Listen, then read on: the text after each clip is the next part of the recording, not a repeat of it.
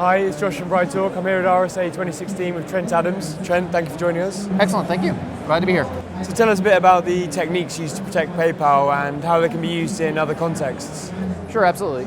What's interesting is that when you're looking at internet security, which is my focus at PayPal, the technologies and techniques that you use are not specific to any one industry.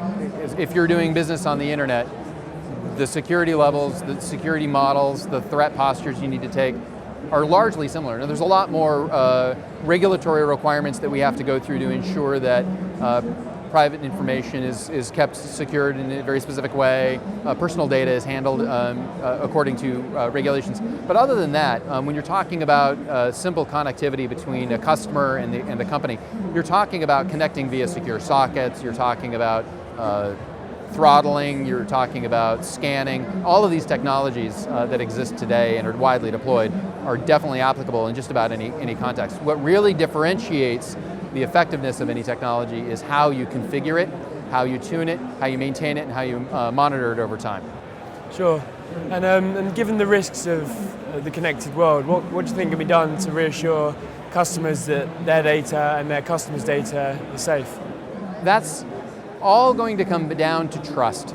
At the end of the day, all of the security stuff that we do shouldn't necessarily be visible to the customer or to your vendors or to your partners, but rather that you should use security to build up a sense of trust.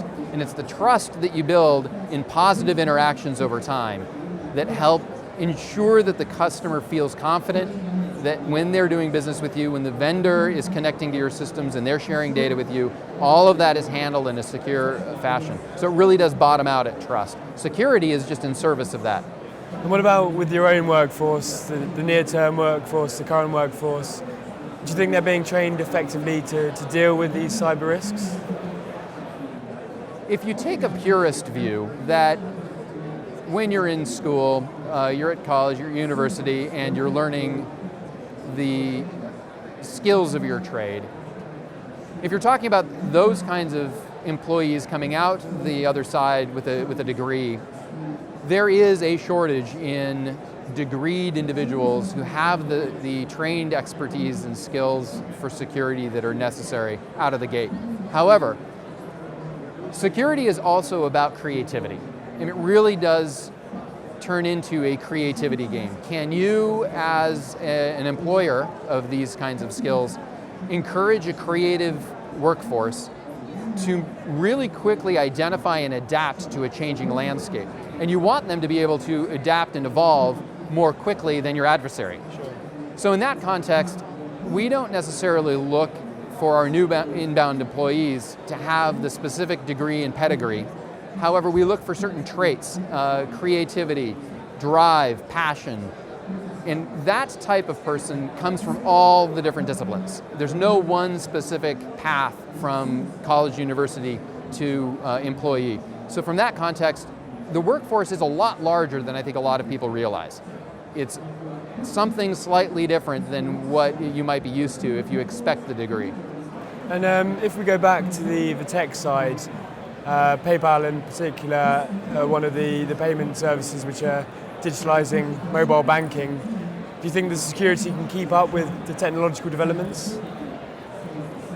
The security is keeping up with the developments as far as they are known to exist. And I think that's the difficulty, is if we know a threat, we as a community can design a solution or we can come up with a mitigation to combat that threat. The real difficulty is more about the unknown threats. Those threats that are underneath the radar, those threats that are slightly different than what you've seen before, and those kinds of things. So from that context, it rolls back to creativity. Is your solution flexible enough? Is your team model agile enough to identify these threats and then shift your program appropriately? Some of the things that we do, we will map out multiple years worth of security improvements. And depending on what an emerging threat occurs, we will shift gears and we will reorder that priority in order to not ignore a threat just because it's not planned for our roadmap until later in the game. So no, you have to kind of look at it in that context. So whether or not the industry, the financial industry itself is ready, I'd say that the technology is there, I'd say that the skills are coming of age, and it's more a matter of the culture at the individual companies as to whether or not they're able to embrace them. So we've touched on threats a couple of times. What do you think are the key areas to be excited about in the infosecurity world for the next 12 months? Yeah, it's always interesting to ask a security professional what excites you. Usually that's the kind of thing that makes everyone nervous. So what we're seeing is the continual expansion of interconnected devices. It used to be that a customer would engage with your product pretty much through a controlled pathway. So in the old school days, they'd walk into your retail establishment.